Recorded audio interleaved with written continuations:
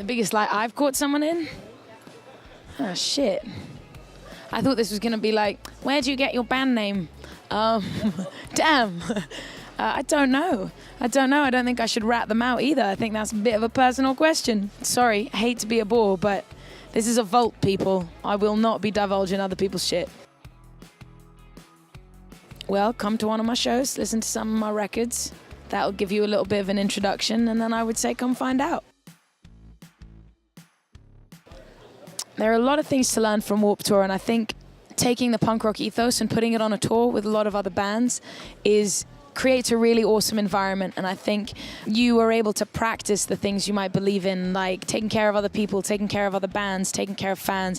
And when you're in hot weather and when you're on a grueling tour, you are put in a position to look out for your team, your crew, and also look out for bands and bring food to shows and do the philanthropic things that Warped Tour does whilst being on tour and also doing grueling shows and press days, and there's a lot of work going on. So I think it's really been good in terms of balancing everything, going, okay, you're on a show, you got to sing, you got to do this, you got to do that, but it really helps in being able to prioritize your day and balance your life and your philanthropic work with your shows.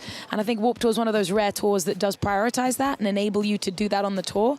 And I think more from a time management and just understanding how both things can work together and should work together is something I've really enjoyed putting into practice on this tour.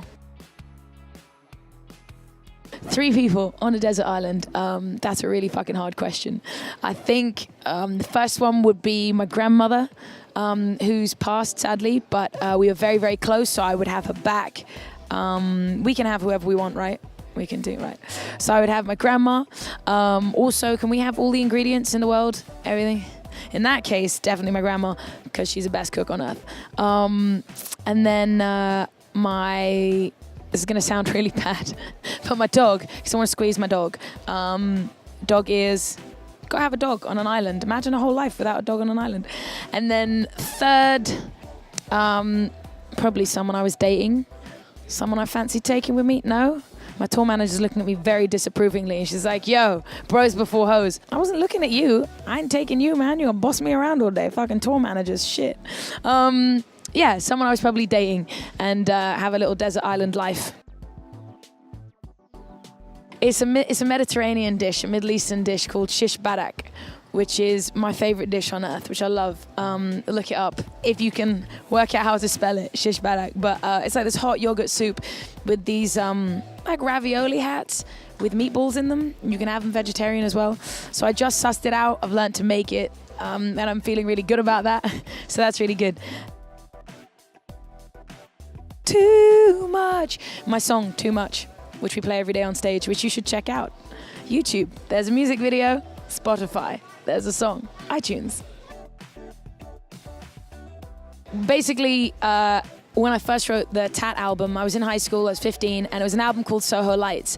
And while I was writing that album, I'd grown up listening to punk rock and also gangster rap. And so I love making music in all sorts of different styles and everything in between.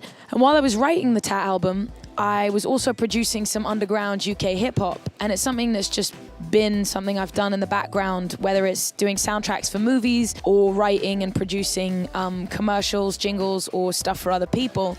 I've always done stuff in the background. And Tat is a project that we toured for a long time, which I love.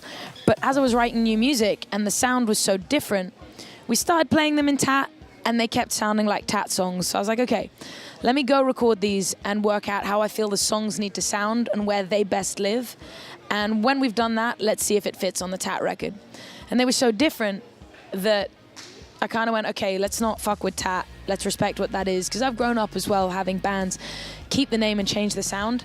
So I was like, okay, I'm going to keep the name, keep Tat being what it is, but I'd love to combine all of my influences and everything I listen to and everything I produce into one creative project where I can just go nuts and do what I want.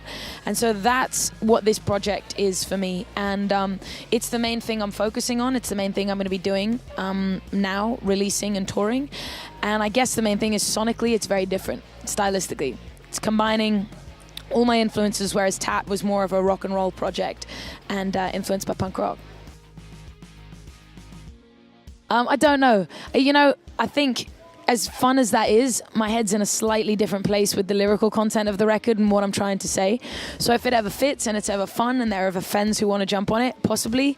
But for now, I think it's more just about what I'm trying to get out there. So I look forward to doing that. New record should be out in the new year.